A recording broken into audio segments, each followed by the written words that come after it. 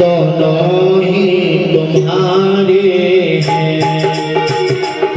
छोड़ूं मैं किसे भगवान, दोनों ही तुम्हारे हैं। सुख भी मुझे प्यारे हैं, सुख भी मुझे प्यारे हैं। छोड़ूं मैं किसे भगवान, दोनों ही तुम्हारे हैं। छोड़ूं मैं किसे भगवान, सब सुख को तरसते हैं, चाहे ना कोई, सब सुख को तरसते हैं, सुख में सब हंसते हैं, दुख में सब रोते हैं, सुख में सब हंसते हैं, दुख में सब रोते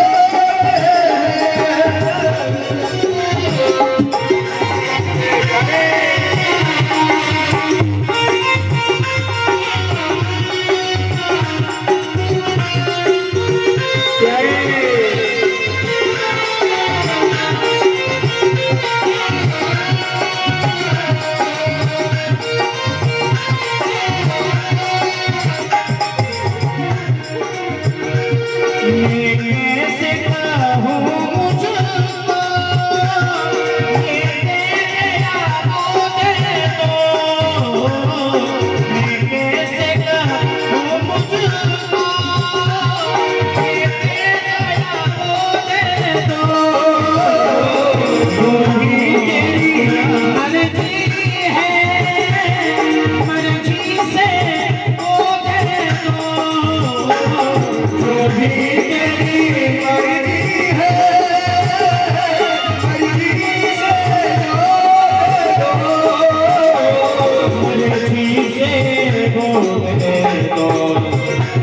मैंने तो तेरे आगे ये हाथ पसारे हैं, मैंने तो तेरे आगे ये हाथ पसारे हैं।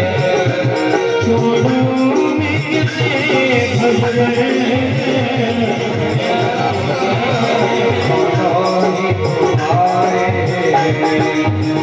सुख भी मुझे प्यारे हैं, सुख भी मुझे प्यारे हैं।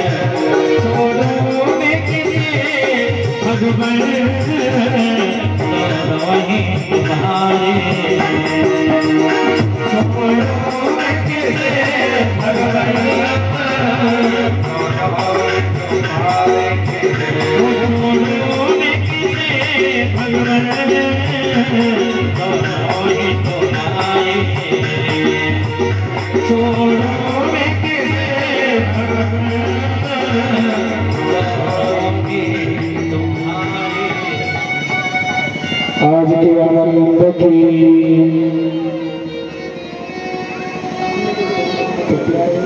आज कुंती बुआ तुलरावती अंत में प्यारे और कन्हैया कुंती बुआ को समझा करके द्वारिकापुरी चले गए।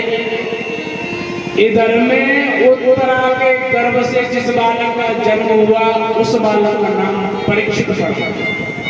क्या पड़ा? परीक्षित।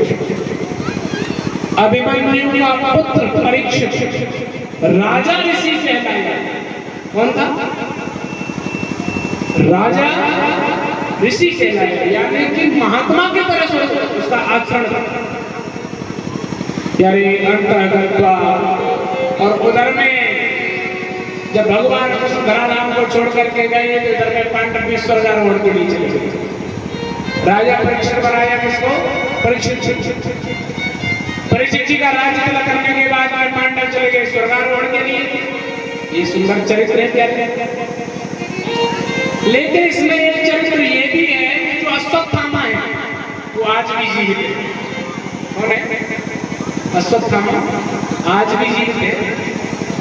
इस संसार में 7 चिरंजीवी हैं। अश्वत्थामा, राजा बलि, जो पाताल लोक के स्वामी हैं। अश्वत्थामा, बलि और वेदव्यासी महाराज। कौन? वेदव्यासी महाराज। अश्वत्थामा, बलिर्व्यासो, हनुमानस्य विभीषण और कृपा परशुरामस्य सप्तैते चिरंजीवी। अश्वत्थामा, बलि, वेदव्यासी महाराज कितने हो गए? 3। अश्वत्थामा, बलि, वेदव्यासी महाराज, हनुमान और विभीषण कितने हो गए? हाँ 5। कृपाचार्य 6 और परशुराम ये 7 चिरंजीवी हैं। 8वें चिरंजीवी मार्कंडेय ऋषि को बताया। कौन? मार्कंडेय ऋषि। जब भगवान से कुछ मांगा कुंती बुआ ने, तो भगवान कहने लगे बुआ तो नहीं दे सकता और कुछ भी मांग लो। आज भगवान ने कुंती बुआ को समझ आया। भगवान उस दिन तो रुके हस्तिनापुर में, लेकिन रात में रोने की आवाज सुनी। रोने की आवाज सुनी तो प्यारे भगवान ने देखा किस कच्छ से रोने की आवाज आ रही है, किस शिविर से रोने की आवाज आ रही है। भगवान ने तो सुना कि धर्मराज युधिष्ठिर रो रहे हैं। भगवान ने कहा धर्मराज तुम्हारे रोने का क्या कारण है? धर्मराज कहने लगे ब्रह्म मुहूर्त में सुबह 4 बजे अपनी पत्नी को भेज देना आशीर्वाद के लिए। 3:30 बजे भगवान कन्हैया लेकर के पहुंच गए द्रौपदी को, घूंघट लगा करके पितामह को प्रणाम कर। जैसे ही द्रौपदी ने जाकर के प्रणाम किया, पितामह ने कहा सौभाग्यवती वह। पितामह को लगा कि दुर्योधन की पत्नी आई होगी। जैसे द्रौपदी ने पल्लू हटाया, द्रौपदी कहने लगी क्या कह रहे पितामह सौभाग्यवती वह? तुमने तो प्रतिज्ञा दी कि आज तुम मेरे पतियों का वध कर दोगे, मैं कैसे सौभाग्यवती रहूंगी? पितामह ने कहा पहले ये बता तुमको लेके कौन आएगा और चलिया कहाँ है? पितामह ने बाहर निकल करके देखा तो शिविर के बाहर चप्पलों को और हाथ के नीचे दबा करके कन्हैया खड़े हुए। वही बात पितामह ने फिर कही कि तुमको लेकर के कौन आएगा? आज प्यारे पितामह ने उपदेश दिया है पांडवों को, उपदेश दिया राज धर्माण दान धर्माण मोक्ष धर्माण विभाग। एक राजा को अपना कर्तव्य किस प्रकार से निभाना चाहिए, क्षत्रिय को अपना वचन किस प्रकार से निभाना चाहिए, अगर आपकी कोई शरण में आ जाए तो उसकी रक्षा करनी चाहिए। जैसे ही कहा द्रौपदी को हंसी आ गई। किसको हंसी आ गई? द्रौपदी को। द्रौपदी को कहने लगी बोले आज तो उपदेश दे रहे मैं भी तुम्हारी शरण में आई थी। उस दिन पितामह अगर आप एक बार नजर उठा करके दुशासन की तरफ देख लेते तो दुशासन की हिम्मत नहीं थी मेरी साड़ी को हाथ लगा देते, लेकिन उस समय आप भी गर्दन झुका करके खड़े थे। पितामह ने पूछा द्रौपदी आपके हंसने का कारण क्या है? द्रौपदी कह रही नाना पितामह ऐसे ही हंसी आ गया। पितामह ने कहा कि कभी भी कुलवंती नारियां समाज में ऐसे ही नहीं हंसती हैं, हंसने का कारण बताओ। द्रौपदी कहने लगी पितामह वही बात है कि आज तुम उपदेश दे रहे हो, उस दिन आपने मेरी रक्षा नहीं की। पितामह कहने लगे उस समय मेरे दुर्योधन का दूषित अंग खाया था, आज उसका रक्त निकल गया है, मैं सरसरिया पर पड़ा हुआ हूं, इसलिए उपदेश दे रहे हैं। अब मैं किसी से बात करना नहीं चाहता, सब लोग साइड में आ जाओ, जो तुमको लेकर के आया है मेरे पैरों की तरफ आकर के खड़ा हो जाओ। भागवत में का आएगा मंत्र तो वाले फ्री है कंजन। आज जैसे ही कन्हैया आकर के खड़े हुए, कन्हैया की गर्दन झुकी, ये आंखों में आंसू ने आज जिनसे भागवत कहता है तो कन्हैया जानते हैं ऐसा वीर अब इस धराधाम पर अवतार लेकर के नहीं आया। पितामह कहने लगे कन्हैया मैं तेरी इस झांकी का दर्शन करने के लिए इंतजार नहीं कर रहा हूँ, मेरी इच्छा मृत्यु का वरदान है, जब तक चाहूँ जीवित रह सकता हूँ। मैं उस झांकी का दर्शन करना चाहता हूँ, चेहरा उठाओ, गर्दन उठाओ और उस झांकी का दर्शन कराओ जिस समय मेरे बाणों की बौछार अर्जुन पर की थी। आपने प्रतिज्ञा ली थी कि मैं कभी महाभारत के युद्ध में शस्त्र नहीं उठाऊंगा और मैंने प्रतिज्ञा ली थी जो हरे हर मैं शस्त्र कहा हूं तो लाजम गंगा जल जननी को शांतनु से कहा। मैंने भी अगर भगवान से शस्त्र नहीं उठवाया तो मैं गंगा का पुत्र नहीं, शांतनु का पुत्र नहीं। आज जैसे ही कहा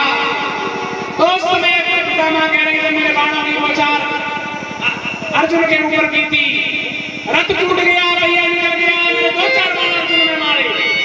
उस समय रथरा भैया लेकर के आप मेरे को मारने के लिए दौड़े थे।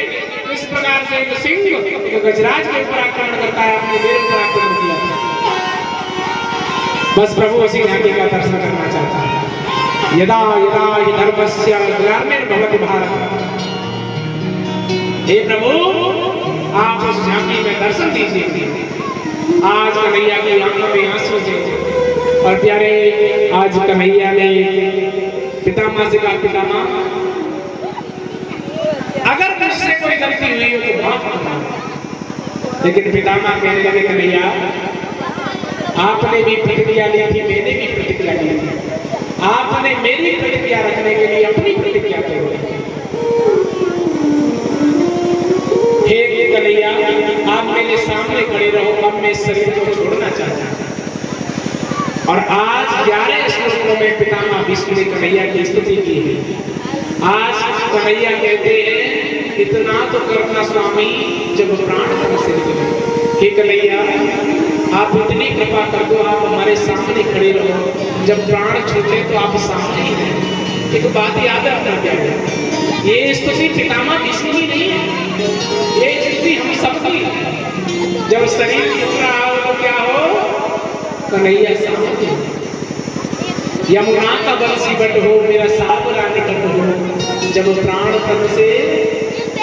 हे कन्हैया, उस समय की बात है, कब